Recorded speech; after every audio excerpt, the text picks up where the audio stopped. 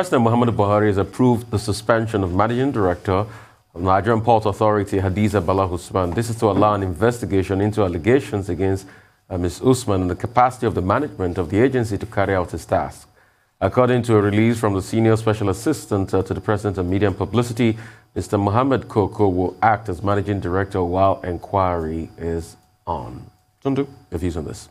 Well, so far there haven't been much in the way of details about the allegations, but we do know that there have been allegations. They are to be investigated. A panel has been set up.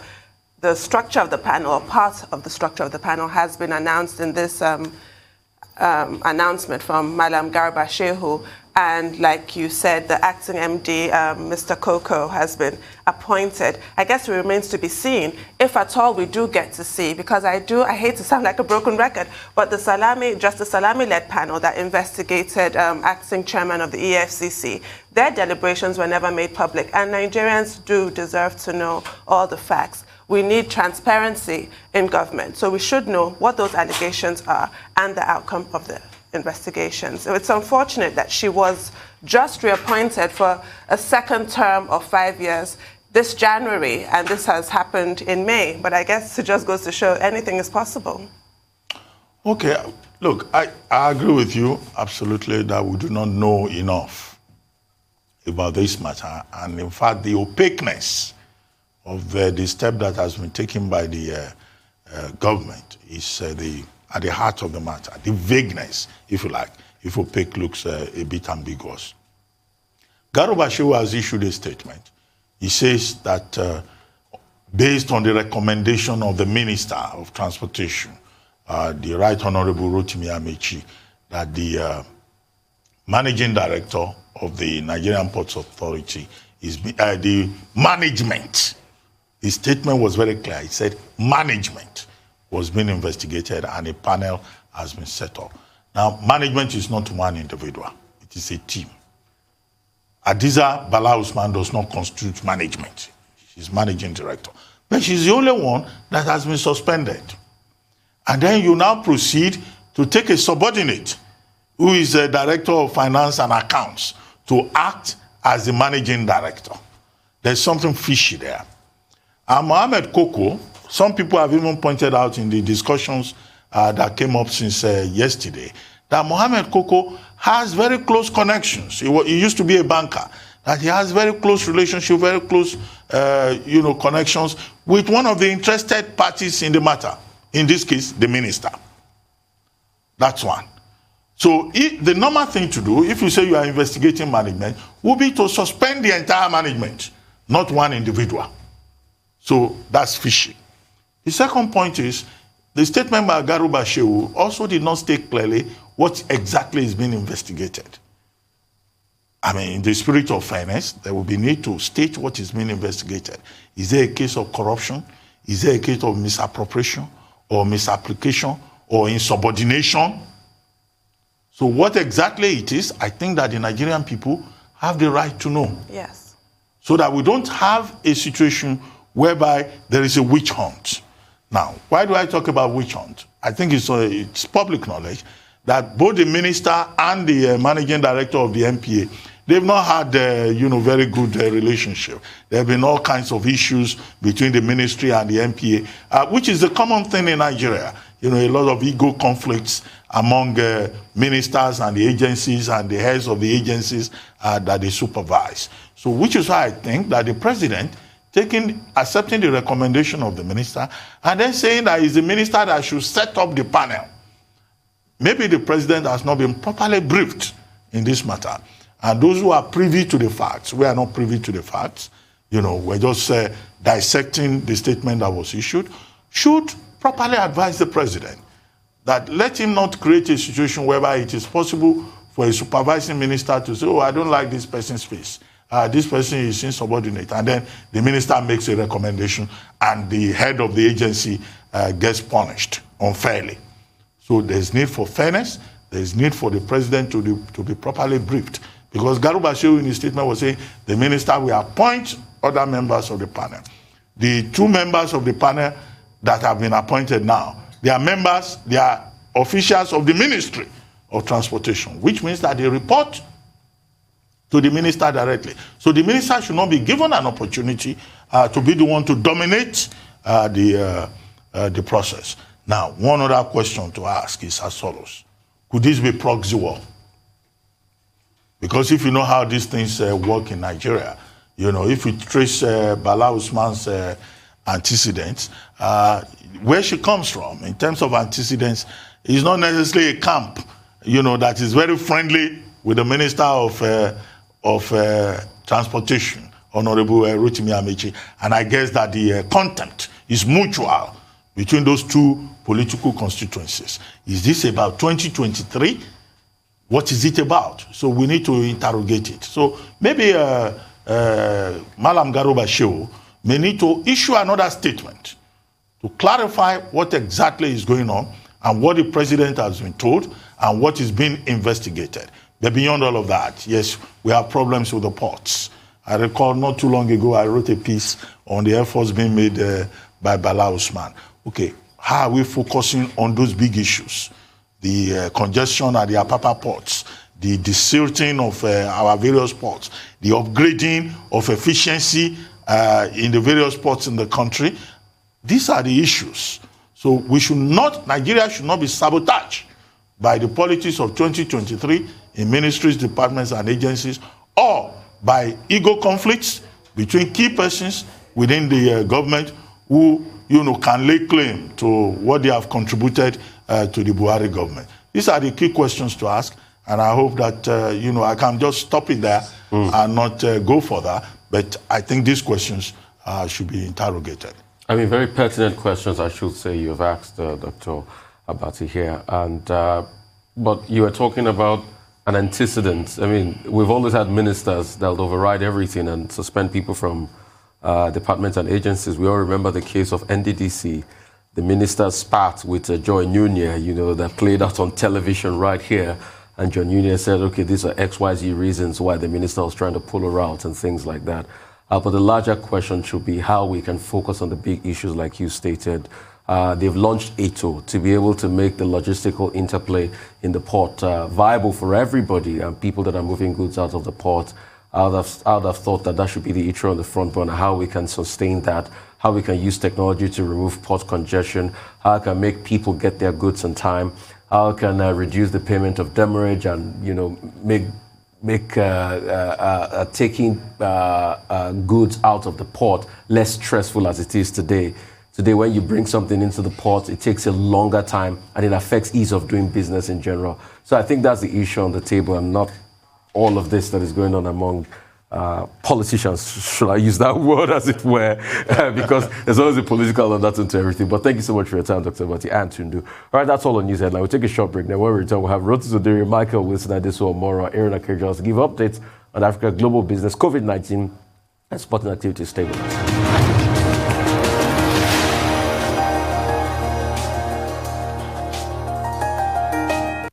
All right, welcome back to the Morning Show right here on the Rise News channel. Rotis, over to you real quickly. Good morning, Rafai. Good morning, Doctor. Good morning, Tundu. Good morning to all our viewers. The Central Bank of Nigeria has extended its Naira for dollar scheme. This is a scheme, of course, that through the IMTOs, International Money Transfer Operators, you essentially get, 5 Naira for every $1 that you get from the diaspora. It was set to expire, I think, on the 2nd of May, but in a circular that the CBN posted on its website, it's been extended until the foreseeable future. So there's no deadline here. So I think they've been encouraged by what they've seen, although we haven't quite, received data on how much has come in since the scheme began. But for whatever reason, they're basically looks like they are encouraged with respect to what they've seen, and now they want to keep it going. So again, in order to boost the amount of foreign exchange liquidity coming into the country, recipients of diaspora remittances can receive these funds either in cash or in their domiciliary accounts. We all, Dr. Tundu Rufai, you've all extensively talked about the FX liquidity issues in the country, and so this is part of what the central bank is doing. So again, this has been extended. We actually broke this on the Global Business Report. So once again, for our viewers, 11 a.m. every day, they kind of catch us on the Global Business Report. Again? Yeah, every day, Monday through Friday. Governor Emefiele was also in Katsina yesterday. And this was actually sorry, before I get to Katsina, the national carrier, I need to touch on this. The federal government, the Ministry of Aviation, put out a notice saying that they are looking to raise at least about $250 million for their national carrier, which they're saying is in a procurement phase at this point. Again, the government is saying that they will only hold a 5% interest in this national carrier. They want to use it to take advantage of air travel within the African airspace, and that they're looking for interested parties to come in and put investment funds in there. And they're still emphasizing that it's going to be private sector. But it's private sector, but it's still the government that is pushing it. This thing looks like a waste of time, I have to say. If you look around Africa and look at the issues that African airlines are going through, South African Airways, I mean, bankrupt, no profitability since 2011. Kenya, Egypt, the number of airlines across the African continent as a result of what's happened with COVID-19 have been facing a whole lot of issues. There's a managing director of, I think, Airlines and Logistics. This is a This Day article, so this is in today's This Day. You can take a look at it. He was quoted as saying that, look, with the scarce amount of funds that the federal government has, even a 5% interest in whatever it is that they're looking to raise here is not wise because of the challenges that the aviation sector as a whole has been facing. Who's going to come in? Which investor are they going to entice to come into this space to come and put these funds here? And we all remember the entire debacle that we went through where they went for an airspace, or is it aerospace roadshow in Europe. There are all these pictures of Hadi Sirika shaking hands and so on and so forth, and nothing ever materialized with respect to this national carrier. So when you look at the financial challenges that airlines around the world before COVID-19 even happened, I don't know if this is an endeavor. This is an endeavor to be pursued. Governor Emefiele, okay, now get back to him, was in Katsina yesterday. First MAIZE pillars that were unveiled in Katsina State. He talked about a number of things. He talked about the benefits of the Anchor Borers program, wanting to increase the amount of hectares. The 2020 target, I believe, was 250,000 hectares. They want to increase it to 500,000. He also talked about targeting self-sufficiency in maize production for 2022, which is ambitious because I think there's a 4.5 million metric ton gap right now as far as production and demand is concerned. But they're ambitious because they are encouraged by the amount of farmers that have responded to the Anchor Borer scheme. And also, he talks about youth. He said youth should also get into agriculture. Youth in Nigeria, they seem to be more enticed by tech, but still, agriculture. There's attractions there with respect to the amount of yield per hectare and also production value and so on and so forth. He talked about using technology, also mechanized farming, in increasing the amount of yield that you can get from maize. But by and large, the key thing here is to try and achieve self-sufficiency by 2020. And also, he spoke against imports. He was like, look, we can't continue to import maize if we're trying to increase production here in Nigeria. Now, if you look at what's been happening with insecurity, even in Katsina State, there's reports of abandoned farmland in some areas of the state because of the insecurity issue. You can't escape this insecurity discussion. So that is going to be at loggerheads with the production plans of the Central Bank of Nigeria as far as maize production. But still, 2022, self-sufficiency, that is the target. And then I think finally Zimbabwe is looking, just real quick, they're looking at taxing wildlife because they've had lots of revenue issues. I mean, how many issues does Zimbabwe not have? They're looking at a 10% tax on exports and also donations by basically estimating the value of an elephant or a lion and then putting a 10% tax on there. So they're trying to raise money. So that's what's going on across the continent. Wow, goodness me. It's so sad for Zimbabwe. That's what happens when you don't run your economy properly, exactly. When you destroy your economy, when you go on a printing spree, because all of this started by Mugabe. Mugabe went on a printing spree. Hyperinflation went so mad in Harare that you can come into a bar and order a drink, and 15 minutes after, the cost of the drink will increase by over 400%. Right. That's what you get. So when we keep talking about printing money, let's watch it. I want to go to this national carrier thing. Why is it that we just like to burn money and waste money in this country? I don't know. This was the same project that the minister went to the Farnborough Air Show. I remember. In Germany, right? Or no, it was in England. In the UK. In the UK, it was Farnborough. I remember because Farnborough is quite a popular air show. I mean, he went to the Farnborough Air Show, and he launched a logo of Nigerian Air. Right. And you remember the discrepancy as regards how much was spent on producing that logo, 500,000 pounds sterling or dollars, God knows what. Yeah. And he refuted the claims and he came back and said, oh, we've not spent that much.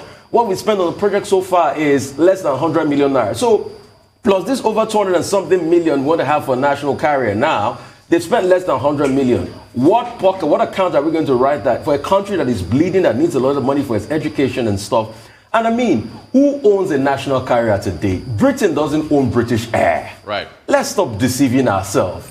Britain doesn't own British Air. Which country owns a national carrier? I mean, the Middle Easterners that you might say, okay, they own national carriers and things like that. They too are looking for a way of divestment away from these national carriers. So it's a sinking pipe. We can use the money for other things. How about use the money to build tech hubs for young people? Yes. So that they can do a lot more and reproduce and make more money for the economy. How about using the money for seed investment for agriculture and the likes and doing some other things, areas where we have competitive strength. Right. This national carrier idea is another money siphoning idea, and they should account for the less than 100 million the minister claimed that have been spent so far, because how was the money spent? On that logo? I mean, I could do that logo on Coral Draw. Okay, it's as follows. It looks like the idea of a national carrier for Nigeria will never get off the ground. What is sad is that a lot of money has been put into it. Either the show or talks about getting aircraft, which never happened. Right. Hadi Sirika is said to be a major player in the aviation sector. But, okay, he keeps making one promise after the other. But we have not seen any result. And the big issue is that the competition that they are talking about, Nigeria wants to get into the competition with 5% involvement and private-public sector partnership. We don't have the capacity with the kind of culture and environment that we have here to get into that business. There's a lot of corruption. There's a lot of insincerity. So this national carrier thing has become some kind of, 419 business. Obsession? Okay. Yes, just deceiving the people, unnecessary pretense. And maybe we should just reach a point where we put some closure to it. In 2020, Hadi Sirika, towards the end of the year, appeared before the National Assembly. And he gave another deadline. He said, in 2021, the national carrier will fly. It will be out there. But 2021 will soon end. We'll be in 2022.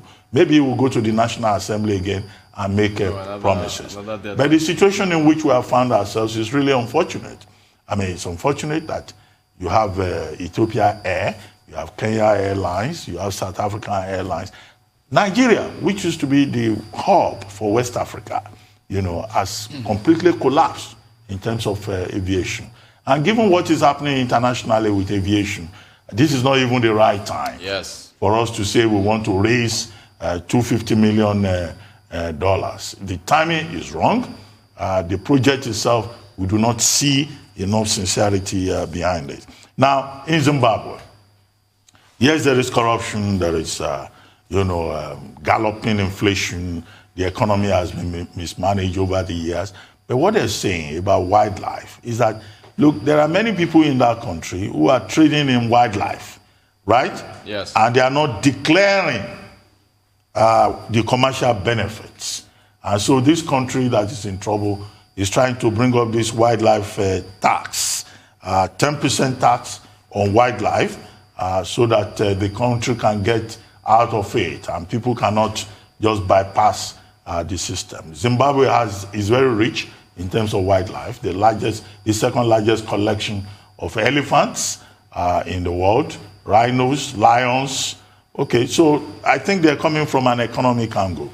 My question to you is, are there lessons that we can learn from this kind of policy?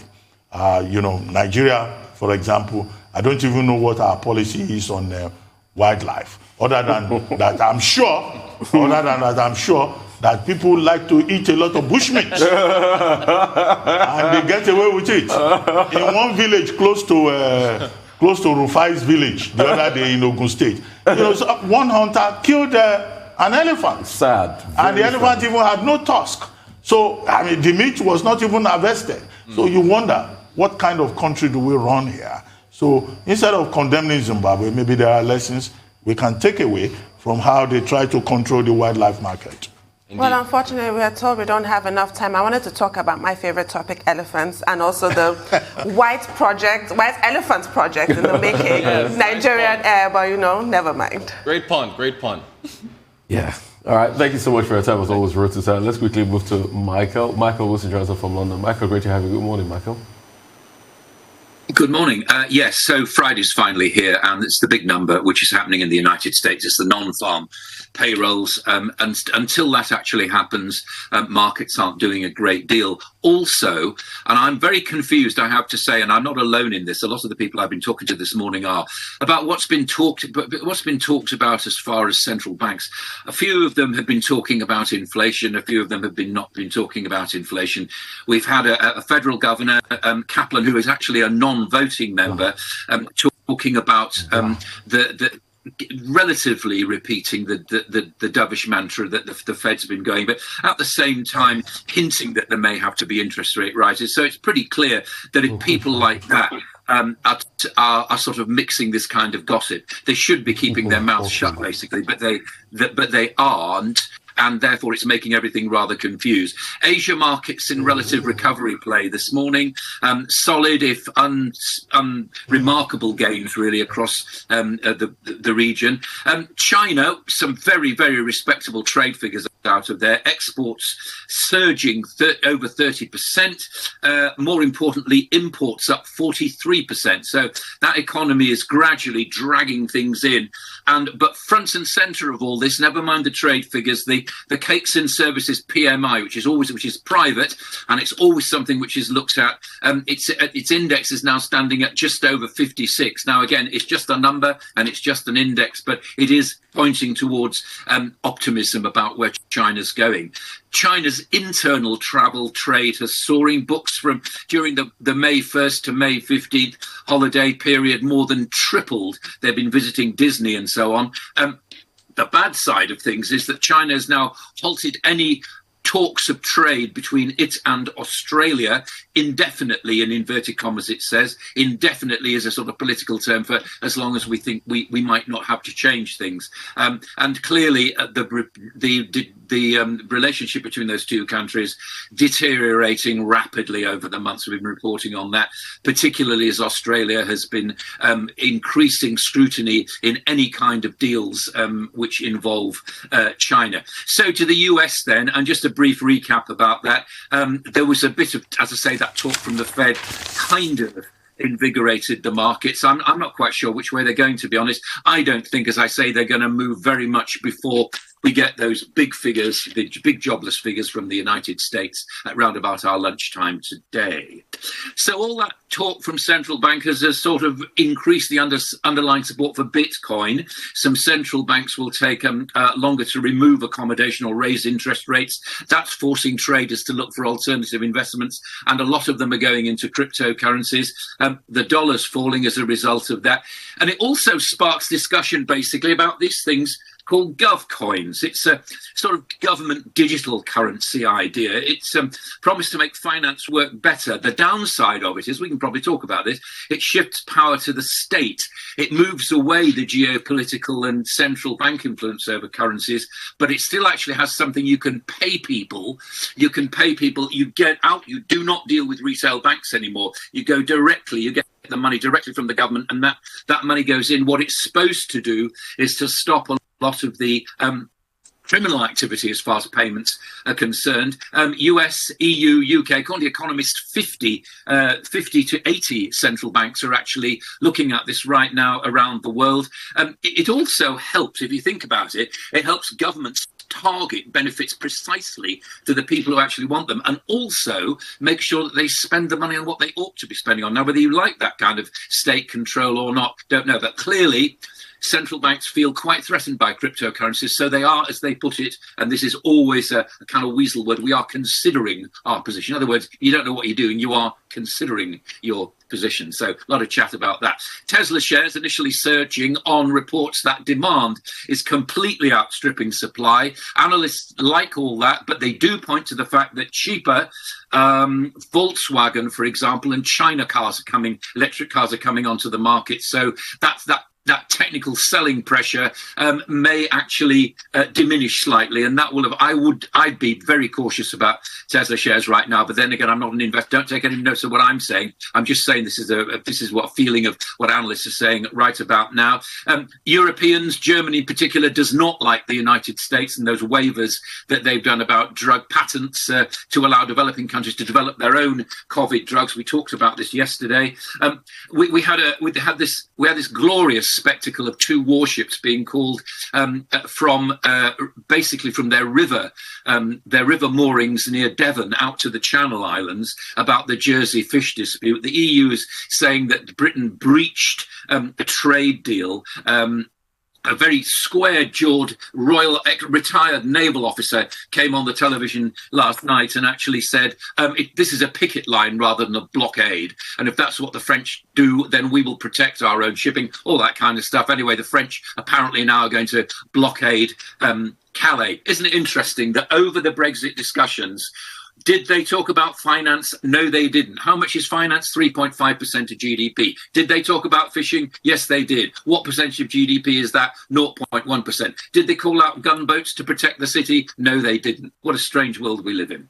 As far as Bank of England is concerned, no changes obviously there. Not a lot of chat about where QE was actually going. The most important thing was their prediction of growth, 7.25% of GDP expected at the end of this year, and also unemployment, the rate shrinking to 5.75%. How they make these predictions, don't know, but they're reckoned to be fairly good. Should point out, though, that we were down. We've never been in a position for 300 years as bad as it was at the beginning of this pandemic. So the upward trajectory is going to be fairly rapid. Where it goes after that, of course, when we get back to, in inverted commas, normality, who knows?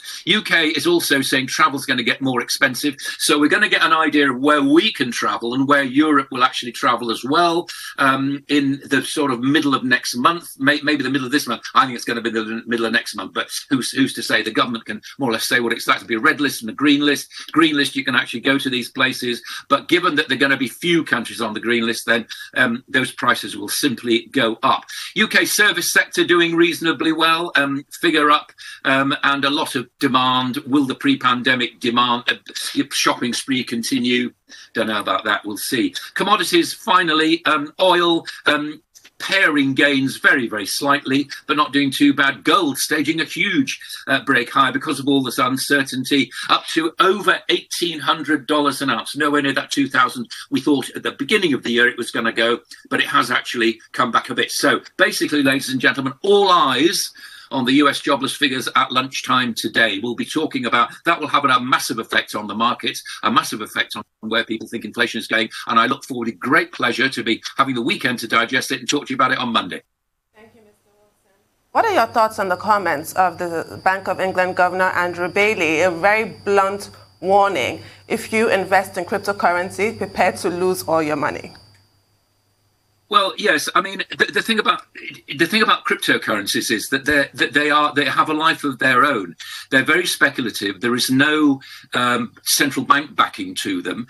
It isn't and a lot of companies, of course, have, like Tesla, for example, have welcomed this kind of exchange. If you're going to invest in this, it's just like anything else. You need actually to get the track record of where these things are going to go, and you need to place an enormous amount of research into what you do. And clearly you would never ever, I mean, this doesn't matter what you're investing in, you'd never put all your eggs in one basket. I mean, this is like page one as far as investing is concerned. I happen to think it's a fairly volatile investment. Some people have done extremely well. I would not offer advice about it. I would just say that it is extremely volatile. You might make a lot, and you might lose a lot. Now, what it's doing is, though, interesting that Andrew Bailey would say that as a representative of one of the world's leading central banks. It's clearly this popular demand for cryptocurrencies clearly got central banks worried. That's why he said what he did. Well, quickly, still on Andrew Bailey. I mean, he made a point that the economy of the United Kingdom will improve by about 7.5% this year. And he says, well, we shouldn't see this as a boom. It will be a bounce back. But that's a lot of optimism there. He says what will happen is that the UK economy will go back to its pre-2019 level. What's your take on that? And as for digital currencies, what are the opportunities? What are the dangers involved? Yes, it will be a major technological shift in terms of how money works. But where are the opportunities? Where are the dangers? And then finally, if we still have time, maybe you comment on plastic bags. Instead of the Environment Secretary of the UK saying we'll increase the charge on single-use plastic bags from 5p to 10p, why don't they just ban it outrightly, since the concern is about the environment and plastic pollution? Okay. How many countries do you know where the national flag of that country is indeed a plastic bag? Whenever you go to them, you'll find that when you land at the airport, there are plastic bags attached to the barbed wire everywhere you go. I don't know what the answer is. I know I've spoken to the Plastics Federation and federations a number of times. I think the only way to reduce to reduce them is to charge a lot more for them and do like we do. For example, in this country, we recycle them. We either recycle them to put for disposal or use them again and again and again when we go to the supermarket. That's the only answer as far as that's concerned. As far as Andrew Bailey's concerned, yeah, I feel as though what he was saying was don't take the 7.25% growth target as being something that's going to continue after the pandemic is over. It won't. I'm sure it won't. I'm sure demand will actually level off just like it always does. What we're seeing here is a rapid recovery from a very, very low position. And that puts it in context, doesn't it? So what you do is you're right down at the bottom of a hole and you're looking up and saying, where's the top of this? And at the moment, we're crawling up the side. The growth will be quite fast. People will get out spending. We'll be having this conversation, I hope, in 2 months' time. And you'll be saying to me, but you said that it wasn't going to grow as fast. I will still stick to my guns. I'd much prefer to see where 2021 pans out and then make a decision about growth then. And I think that's what Andrew Bailey was actually saying. As far as cryptocurrencies are concerned, again, all the usual caveats about them. They're not backed by anything. They are a tremendous opportunity if you want to invest in something which is incredibly risky. That's completely up to you. I think far and more importantly is the fact that the influence of these cryptocurrencies is having a dramatic effect on central banks. Many of them around the world, as I was just reporting there, are looking at things called gov coins. Now, if we have gov coins, it means that you can actually pay somebody without having recourse to a retail bank. In other words, you go straight to the purchaser, from the buyer to the purchaser. Now, what it does is it also allows central banks to have an enormous amount of information about your spending patterns and so on. It allows also central banks to have direct influence on monetary policy, which they don't have at the moment. They do it indirectly through pushing and shoving, through making this more expensive and that cheaper, and expecting the markets to follow. It gives them direct control. If you want them to have that, if you want the state to have direct control, then you will support gov coins. If you don't, then you'll continue to muddle along in the way that we have ever since currencies became virtual, when they stopped people clipping the edges off coins all those years ago and instead clip their ears as punishment. Okay, a great insight, Michael. And I think the Economist ran an op-ed this morning on GovCoin, and one of the points they put forward also was the fact that it was going to remove that overhead cost of printing currency, and I think that's the way to go, really. We need to reinvent money, and that's the way to go. But I'll ask you two questions. Bosses pay. General Electric in the course of the week were putting forward a pay of $230 million as settlement, but the board and the shareholders are kicking against it. That's such pay disparity. And secondly, we'll talk about fishing in December. Has this incident in Jersey not come home to roost? Is it not indicative that Boris Johnson ruined the prospect of British fishermen with his crazy backdoor deals he did for Brexit? Is this not a case? Because the EU is coming out to say, Boris, you screwed up. As far as fishing is concerned, I did make the point that actually it's 0.1% of GDP.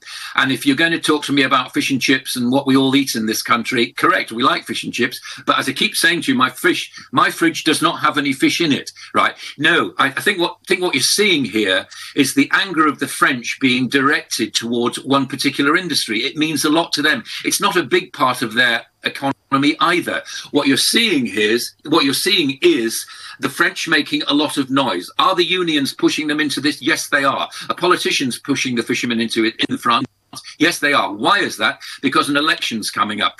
And politicians have failed as far as France is concerned with their vaccine policy. They've failed as far as Macron's completely failed trying to reinvent the French economy. And it's no surprise that you see these flashpoints. Will it be settled by diplomacy? Yes, it will. Will the French fishermen blockade Calais? Yes, they probably will. Will they start to find something else to protest about? Yes, they probably will. Will they light tyres in the middle of the road? Yes, they will. It's time for cool heads. What, as I said yesterday, what disappoints me about this, as a commentator, I try to take a broad view about these things, but it's pretty obvious that negotiation doesn't exist at the moment. It's all about action. It's all about television pictures. And my goodness, there were some great television pictures yesterday. If I were the PR for the French government, I'd be delighted to find that that the French had flushed out 2 British warships to help their fishermen. It's all this, isn't it? I mean, it's built up into something which is not. I think that this Brexit deal was very, very clumsily handled. I'll give you that. It was a rush to do it. And certainly I would have much preferred if they'd spent a lot more time, not about fishing, not about fishermen, but about the finance industry. But that's just me. It's a much, much bigger part of the economy than fishing ever will be. However, you don't get great pictures and you don't get warships coming up the Thames to the City of London. But you do get warships going to the Channel Islands. Good pictures, good television, big issue, nice story. Thank you very much. All right, thank you so much. I have another question, but because of time, we'll have to go. But what you're saying now this morning is for us to have cool heads. Probably we need to drink the Kool-Aid of diplomacy this morning, but thank you so much for your views, as always, Michael Wilson. For updates on COVID-19 pandemic, Adesuwa Moro is here with us. Adesuwa, great to have you. Always. Good morning. Good morning, Dr. Abati, and good morning, Tundu. Morning. Well, the coronavirus has killed over 3.2 million people globally and infected over 156 million others, of course, across the world. India on Friday reported a record daily rise of 414,188, while deaths from COVID-19 in the country was also up by 3,915. This week alone, India has recorded 1.57 million cases. So India is still a cause of concern. Infections are spreading to villages in India that are ill-equipped to handle the outbreak. And scientists in the country are already warning of a third wave, even as the second wave continues to spiral out of control. Meanwhile, neighboring Nepal is also struggling to contain an explosion in cases attributed to variants seen in India. Well, in Nigeria here, 28 new cases have been recorded in the last 24 hours. According to the official count, Lagos saw the most infections with 10 cases, followed by Rivers State with 7 cases. Now, as some countries on the African continent see reduced numbers, such as Nigeria, there are those who are seeing a rise in cases and deaths. And the WHO says the risk of a new wave of infections remains very high on the African continent, and they're saying it is due to delayed vaccine supplies, a slow rollout of the limited available jabs, and of course new variants. Africa accounts for the world's lowest vaccination against COVID-19. The continent now accounts for 1% of vaccines administered globally. You recall that some weeks ago, Africa was accounting for 2%. Now it's 1%. It means that other regions have vaccinated so much that Africa has now dropped to 1% of all the doses administered globally when it comes to COVID-19 vaccines. And now, Michael mentioned this a bit, but let me expatiate on this. The US bid to waive patents on much-needed coronavirus vaccines have been strongly opposed by Germany.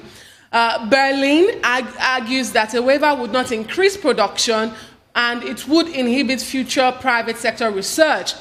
Now, this disagreement is the first major rift between both economies since President Biden took office, but it is also a major source of concern, threatening to derail the proposal because this waiver of patent proposal requires that all 164 members of the WTO have to be on board. One opposition, such as we're seeing from Germany now, can derail that. So that's the worry there. However, the campaign to leave these patent protections on COVID-19 vaccines actually picked up some steam yesterday, with some of the world's richest countries coming on board, including France, Switzerland, and Russia. President Putin says vaccine production should be about people's safety and not maximum profits. And it comes on a day that Russia actually authorized its one-shot Sputnik Light version of its COVID-19 vaccine. Now, the EU seems to be on the fence. The EU is willing to discuss, but it stops short of giving a firm commitment. The move has also been praised by the WHO, the African Union, and of course the WTO Director General Dr. Ngozi Okonjo-Iweala. Major pharmaceutical giants with the new technology mRNA COVID-19 vaccine, that is Pfizer and Moderna, they have dismissed the call. They said patent waivers is simply impossible to replicate their own vaccine production. Instead, they are saying that they are proposing that production of vaccines should be ramped up in existing facilities. They make a good case, but so that's what you have at the moment with this controversial intellectual property rights waiver for COVID-19 vaccines. And finally, the US drug giant Pfizer and its German partner BioNTech have announced a deal with the International Olympic Committee to provide vaccines to athletes and staff at the Tokyo Olympics. In a statement, the firms said they would coordinate with national sporting bodies to make sure that the coronavirus vaccines are available to anyone who needs one before traveling to Japan. Meanwhile, Japan is currently fighting a fourth wave of the COVID-19 infections, with a state of emergency in Tokyo and 3 other areas in the country extended until the end of May. Well, I think Pfizer and BioNTech's offer will be greatly appreciated in Japan because the Japanese public is feeling under, how do I put it politely, considerable amounts of strain. They're battling a potentially deadly pandemic, and they're going to have athletes coming from all over the world with different strains. It's looking like a disaster. So I think that would maybe help in that situation. Now, with the patent waiver, you know, there really is no silver bullet for this wretched virus. I wish there was, because it sounds good in theory, but I do prefer the other idea that you mooted, and thank you for that balance that you showed there. The other idea of ramping up production in existing facilities, because a patent waiver does not address issues like raw materials, the supply chain, and also there could be quality control challenges. So I'm not sure if that's going to work. Very quickly, let's start with the statement by Dr. Moeti, saying that what is happening in India does not have to happen here in Africa before we take necessary precautions. We have problems, as you pointed out, with vaccine rollout, with the new variants that are there, and also with the crisis with health infrastructure across Africa. Egypt, at the moment, you know, is facing a third wave.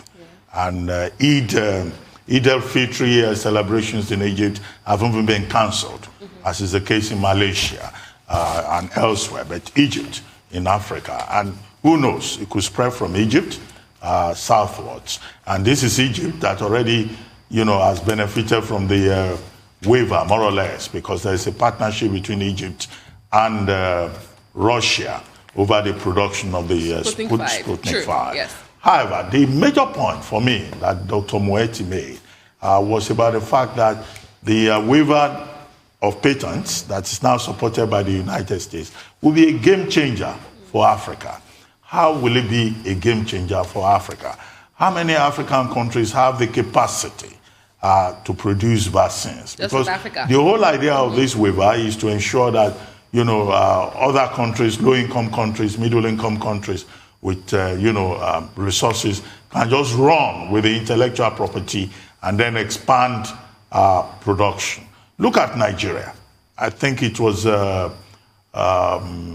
I saw an interview, conducted, whereby we were being told that in Nigeria, the Pharmaceutical Research Institute is not well funded, it's not functioning, in a country that used to produce vaccines. Take Nigeria, do we have the capacity? If Egypt has the capacity, even if we get this patent, we get this intellectual property, WTO and others agree to it, do we have the capacity? Do we have the resources? But in principle, it's a good idea. The second leg of the waiver thing that is now getting growing support is that, okay, it's a good thing in principle. This is COVID-19. How about other vaccines?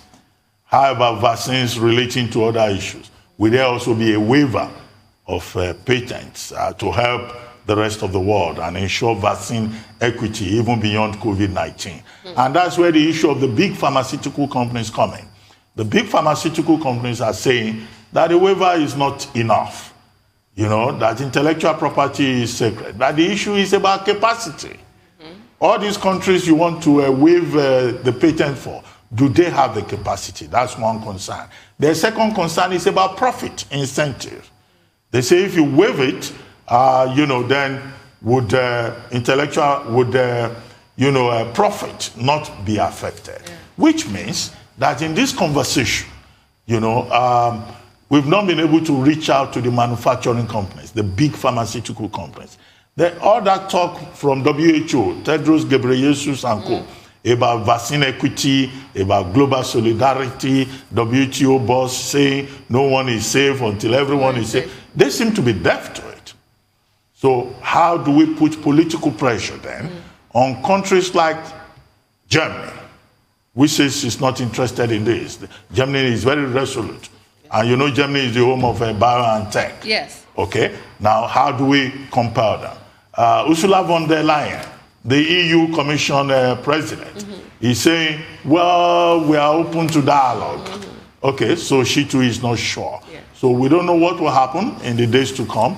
Do you think that political pressure will work? Meanwhile, Professor Chris Whitty, the chief medical officer of the United Kingdom, says, in spite of all of this, we all should just resolve, embrace the reality that COVID-19 is going to be with us for a very long time, it wants. Okay, I think for me, at this world, the truth is, great sides, there's a strong argument for the fact that if you remove the intellectual property behind it, intellectual property rights, it will not spur research again. And that's true. Look at a case like Moderna. A company like Moderna didn't have a big budget for quite a while until this happened and they gave them some money and they want to definitely recoup. So they hope that when they sell the vaccine, they'll get more money to be able to do more research in the future. Because when you look at it, most of the margins in the pharmaceutical sector go back to research one way or the other. There's a strong case for that. But for me, I would suggest this. I would suggest that we have a logistical vaccine fund worldwide that everybody should be part of. There are lots of vaccines that are lying fallow that people are not using, that if we can bring in a logistical fund to be able to ship it to areas that it is needed, then there's a lot that can be done. I would have loved to expatiate on this, but at this point, there's no time. Thank you so much for your time.